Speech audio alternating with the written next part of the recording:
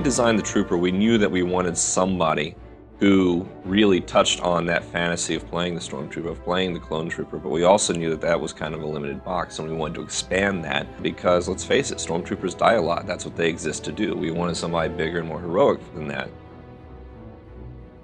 So we start out with our basic Trooper, which is your basic armor set.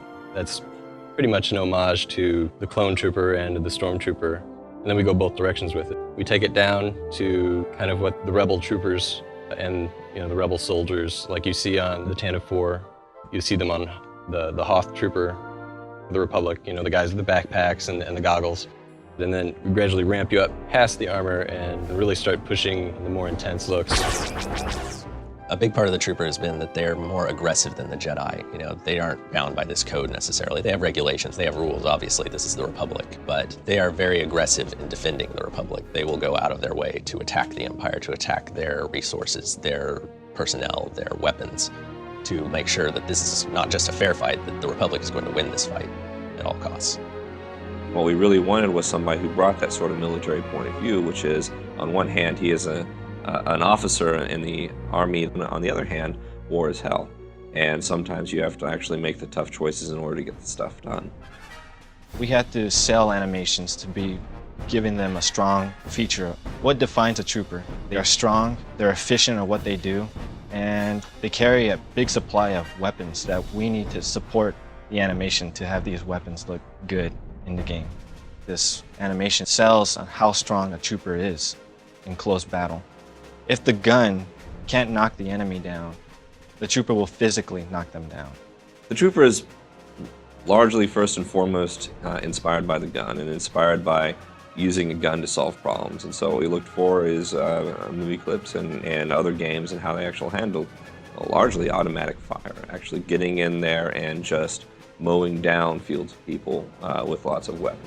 He believes in just going in and kicking butt and taking names. Well, you have your standard long Stormtrooper style weapon that usually based off of a World War II weapon. It's been modified a little bit to look sci-fi. So you'll take an old German rifle, put 3 or 4 scopes on it, and there you have your Stormtrooper rifle. But really, we've gone a lot further than that and given our Trooper some really awesome weapons. Technology is obviously a big part of who the Trooper is and how the Trooper does his job. You've got this advanced armor with lots of special features, you've got advanced weaponry, and you need all of this to really operate the way that Special Forces troopers operate. Without a lot of support, without a lot of backup, all they have is their equipment, and they need to be able to rely on that to get them through.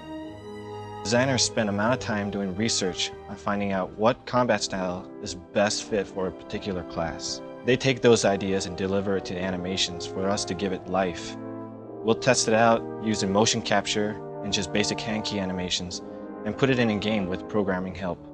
When we go in to get our motion capture, we have a good idea of how it's all going to play out, what we need, what kind of data we need to get. So we tell them to hold the weapon and interrogate someone. So I'll be the guy that they're interrogating. He'll tell me, hey, where are the droids at? Where are the droids? Well, I don't know. Show me where the droids are at. One of the funnest things that we did during a motion capture was get a prop gun. And you can see that he's struggling, like this is heavy. But that was perfect because it shows how heavy something can be. And we take that data and deliver it in our game, just polish it up and make it look good for our characters. I think one of the biggest challenges that the players are going to face when they're playing as a Trooper is choosing how they're going to fight this war. We've faced by an enemy that we know will do anything to win. They'll kill civilians, they'll poison the water, they'll salt the fields, all of that.